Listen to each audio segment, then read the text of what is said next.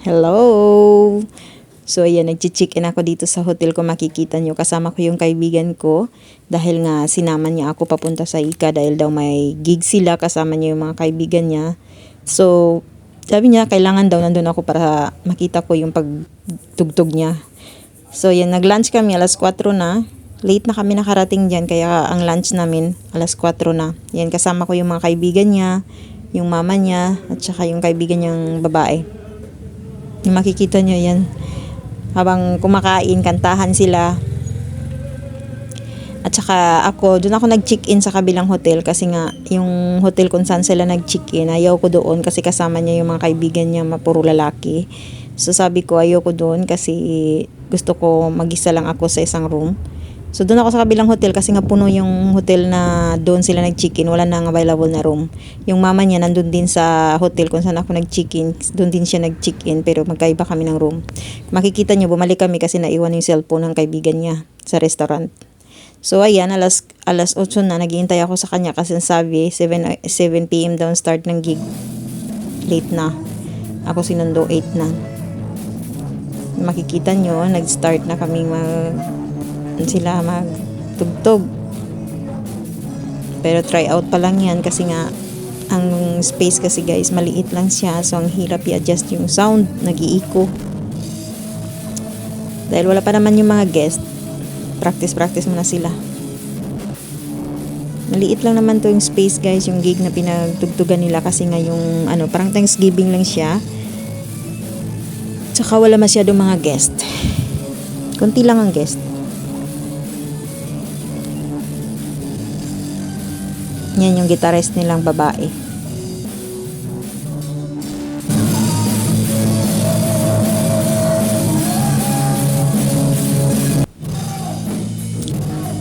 Ito na yung last nila na tugtog kasi gabi na.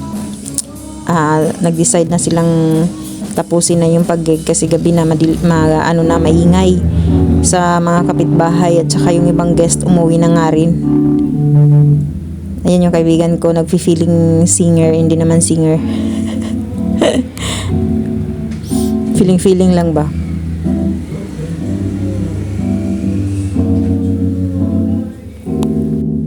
Pagkatapos nun guys, nauna na ako umuwi sa hotel. Sila dumaan pa, nagkumain pa sila sa isang restaurant.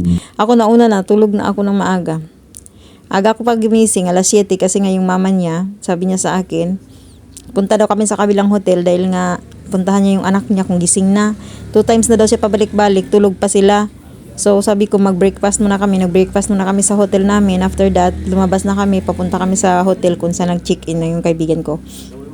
Ayan, pagdating namin gising na rin sila. Nag-start na sila mag-breakfast. Late na sila nagising guys, mga alas 10 na siguro. Kasi na kami na uwi alas 2 na ng madaling araw. Tapos sila kumain pa sa restaurant dahil nga ginutom ako. Nauna ako sa hotel ko, natulog ako, nag-text yung kaibigan ko. Sabi niya, bakit ka nauna na uwi? Akala ko ba kasama mo yung mga kaibigan ko? Kasi nga kasama ko yung guitarist na isa at saka yung vocalist. Nauna kami umuwi. Pero sila, dumiretso sila sa hotel nila. Ako naman sa kabilang hotel nila ako iniwan sa hotel ko. Hindi ko alam na bumalik pala sila doon sa restaurant. Kumain pa sila. Ako hindi nila dinaanan. Tinext na lang nila ako na dalhan ng pagkain. Nauna na ako umuwi. Natulog na ako ng maaga. So yan guys, kung makikita nyo, naglalaro kami dyan. Yung kaibigan ko to explain kasi hindi ko alam yung larong yan. Jenga daw yan. So yan. Papalipas kami ng oras bago kami mag-check out yan sa hotel din nila. Dahil nga, pauwi na rin kami, pabalik kami sa Lima. Bago kami pabalik ng Lima, nag-usap-usap muna kami na dumaan muna kami dyan sa may sa Wakachina. Kasi gusto nilang pumunta doon dahil ganyan hindi pa sila nakapunta doon. Ako naman, okay lang dahil 2 times na ako pabalik-balik dyan sa Wakachina. 3 times na pala. Kaya hindi na ako masyadong excited. Ay, ya fuiste. Sino pwede cambiar, no? No, ya no tocas esa pieza. Ay, ese no puede. Sí, Ay, sí. perdón. Ahí yo te recomiendo que lo saques rápido, con cuidado. Ahí está. Ayan sila. naligo yung mga kaibigan niya sa pool. Kasi nga maaraw, so sinamantala nilang maligo kasi nga masarap ang tubig, malamig. Ako hindi ako naligo kasi nga wala naman akong dalang damit para mag-change ng two-piece o swimsuit. So bumalik na nga ako dito sa hotel kung saan ako nag-check-in. Bumalik ako dito dahil nga mag-check out na ako. Pero pagdating ko diyan sa harap ng hotel, close siya. Tawag ako ng tawag, doorbell ako ng doorbell, walang magbubukas. Pero may dumating na aso. Tinulungan niya ako kung saan ako dadaan. Dito pala dumaan sa gilid. Naka-open yung garage. Dito niya ako dinala. Talino na yung aso na yan. Para siyang tao. So ayun, pagdating ko dito, walang katao-tao sa hotel kasi yung reception nandun pala siya sa may sa pool, naglilinis siya. So ako, sabi ko kunin ko yung susi ng aking room kasi nga mag-check out na ako. Makikita nyo wala ng mga tao kasi yung iba nagsiuwian na rin. Yan yung aso na tumulong sa akin. Yung naiwan na lang dyan na sasakyan na nag-iisa, yan yung sasakyan ng kaibigan ko yan, dyan siya nakapark. Kasi nga dun sa hotel kung saan sila nag-check-in, wala siyang parking lot. Sinundo ako ng kaibigan niyang isa, kasi yung kaibigan ko naligo pa sa pool. Yung kaibigan niyang isa ang sumundo sa akin kasi nga siyang nag-drive ng sasakyan papunta dito sa kabilang hotel. Ayan na kami sa kabilang hotel. Naghihintay na lang kami mag-check-in, mag-check out na sila. Kasi mag-check out na, inantay namin sila. Ayan, kasama ko yung mama niya.